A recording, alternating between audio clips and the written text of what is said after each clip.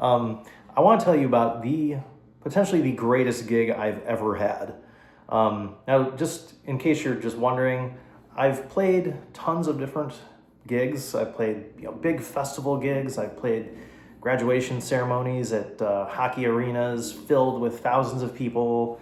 I played little coffee shops, restaurants, any place where you can kind of stick any musical act, solo or otherwise, I've basically done. And, it's been a really fun ride. So I had a gig working for a non-for-profit organization that would send me all over Western Pennsylvania to play at retirement homes for elderly people. And it was pretty awesome. I wouldn't play solo jazz guitar like, just like,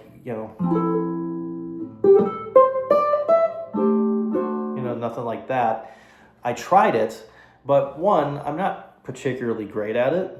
I'm passable. It's one of those things I'm trying really hard to get good at.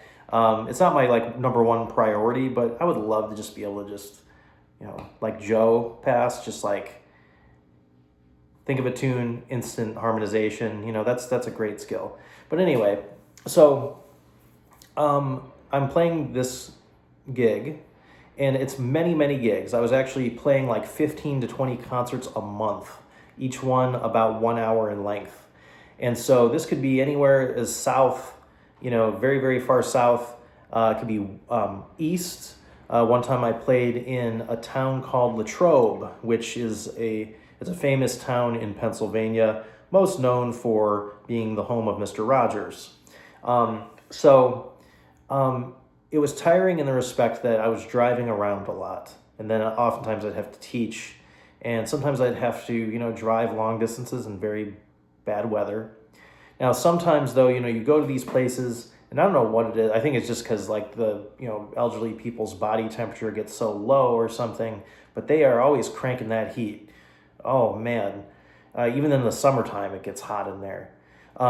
So I always had a fan on me. Even though it sometimes affected the tuning of the guitar, I still had a fan on me because me in stifling heat, my blood pressure drops and I'm likely to just pass out, and that's not going to look really good.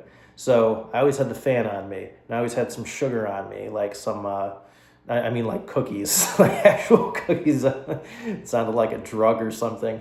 No, but I have some literally Oreos or something, excuse me. Just to make sure that that didn't happen. Because even in that 1 hour, I would play this guitar mostly, and there were times when I would go home just wiping sweat and salt off this thing, just caked on, right? So that was one of the negative aspects. But also, and just the reality is, sometimes these poor people are so old that they can't control their bladders and stuff anymore. And so oftentimes you'd smell urine, and in hot room, you kind of can put two and two together there. So sometimes it was really tough. And also sometimes people just didn't want you there. You have to understand that when you play these places, which are actually really great places to play, and I highly recommend it, sometimes they're just not happy being in the home. You get a lot of resistance from elderly people when, maybe the families can't take care of them like they should, and it's just getting to be too much and they need help. So that's one reason why they put these people in these homes, right? And so you could be up there singing and playing the happiest song ever, but if they don't want you there, they're going to act like they don't want you there. And, one time I had this person grab my music stand, I was trying to play, the song I'd never played before, which was one of the positive things about the gig. I'll get to that in a second, but grabbing it and knocking it over, and this music stand that this is on is kind of heavy. It's heavy enough to break a toe if it falls on you. Or people, one time people getting too close and grabbing you, because sometimes these people, some of them just aren't there anymore, they don't know what they're doing, they don't know who they are, and that's kind of sad. And then so sometimes you get people who are just sitting there Yeah, like making like a mean face at you, which is kind of funny.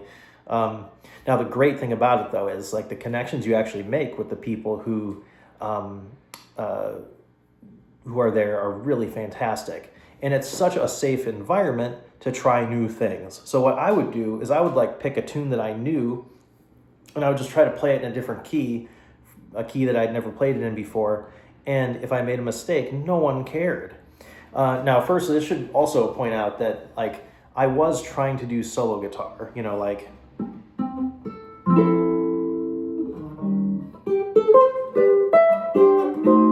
don't have a pick right now.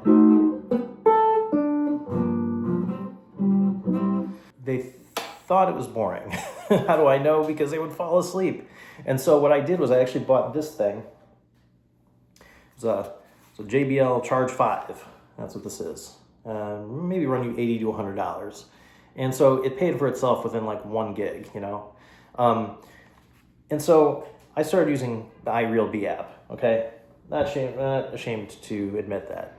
And then you get like, there's certain tunes that you start to read the room and they're very responsive. So like reading the room is so easy because all you do is look and like, for example,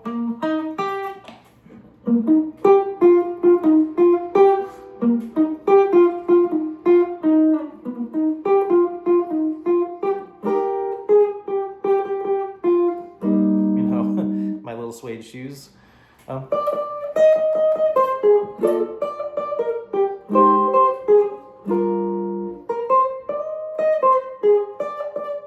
I messed up a little.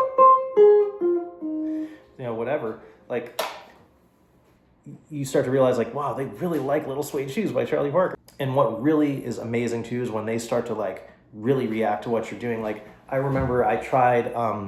There was a "What Was I Made For" by Billie Eilish. The very modern song came out like 3 years ago or something, and then I made a backing track with it. And I'll try to do a solo guitar version of it now, but it was basically like.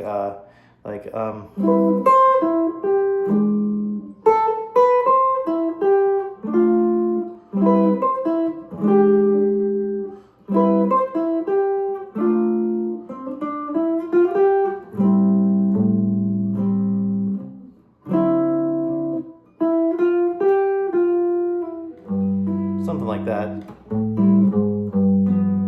It was something like, I don't really remember the exact arrangement, but I did it with like a backing track, and a couple of people in the front row started crying. Like they was like, "Oh, that was so beautiful," and it was really moving for them. And I was like, "Wow, like the power of music and music therapy, right? For these people that are in these dire circumstances."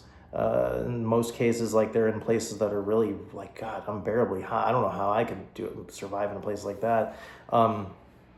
And places that don't smell good, and people are screaming and crying all the time, and they're suffering and lots of pain, and most of them are, a lot of them just, are just kind of dying, and it's really sad.